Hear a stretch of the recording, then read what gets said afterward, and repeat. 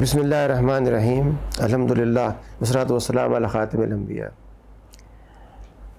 It's always difficult to understand a faith in a different culture. There are certain unavoidable problems. For example, when we say that we believe in Islam, Islam is understood as a religion, which is not. The Quran did not call Islam as religion, but says Islam is deen. And this term deen is used around 85 times in the Quran.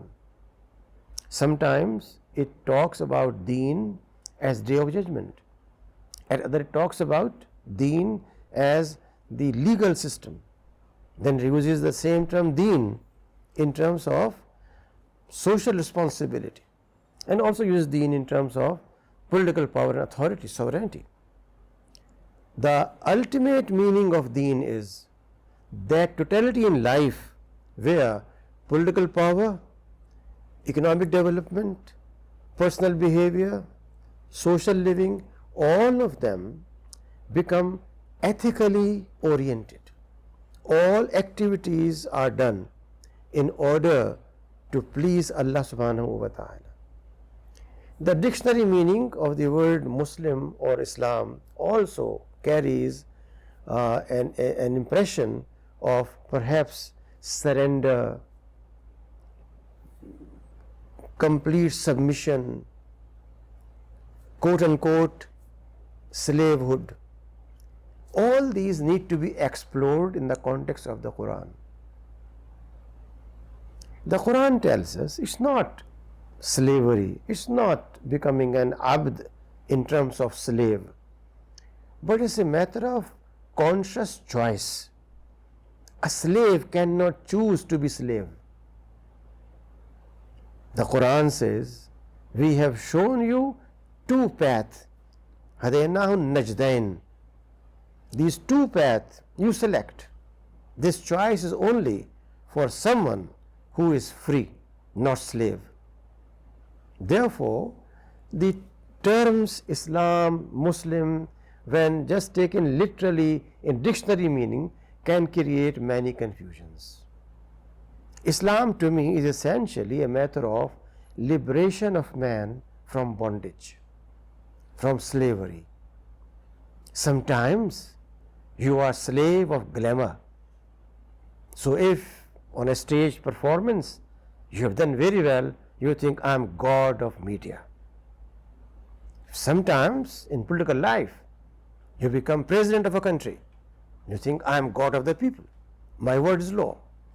Sometimes when you produce a work of high literary value, you think I am Shakespeare for my age.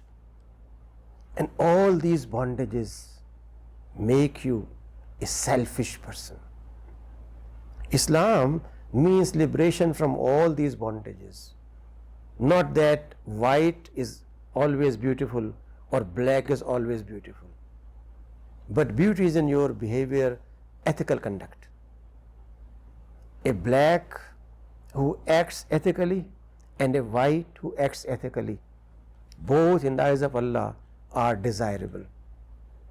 And a white who acts wrong and a black who acts wrong, both in the eyes of Allah are condemned. Therefore, it's not a matter of racism, Arabism, Asiaism. It's not a matter of linguistic superiority.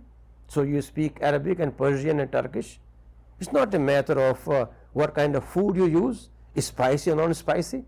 It's a matter of how you liberate yourself from all these so-called indigenous bonds. It has taken centuries for the West to claim that they have discovered so-called democracy, which again is a facade. Took them centuries to come up and say, we discovered humanity, again a facade. What kind of humanity? Where in a country built on so-called liberty, people of different color never given same rights. Is that the climax of democracy? so-called democracy.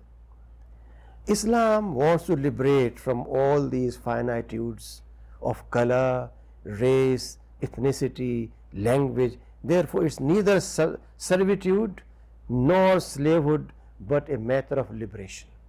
Liberation of human being to be an ethical human being, to come out of our physical bounds into an existence which is based on ethical behavior and conduct. Therefore, Allah does not look on your long dress or short dress, but looks on your behavior. If your behavior is modest, which means you are not showing your body, you are not getting price for your bodily features, but for your conduct and behavior, then the person who is fully covered is much more beautiful than the person who in the name of beauty adopts nudity. There is a difference of nudity and beauty. To be nude does not mean beautiful. The whole Greek architecture is based on nudity, not beauty, which has been adopted by the so-called West and East.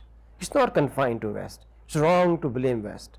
You go anywhere in the world and you will find the temples where you have in Ellora the most elaborate sexual behavior projected as divinity.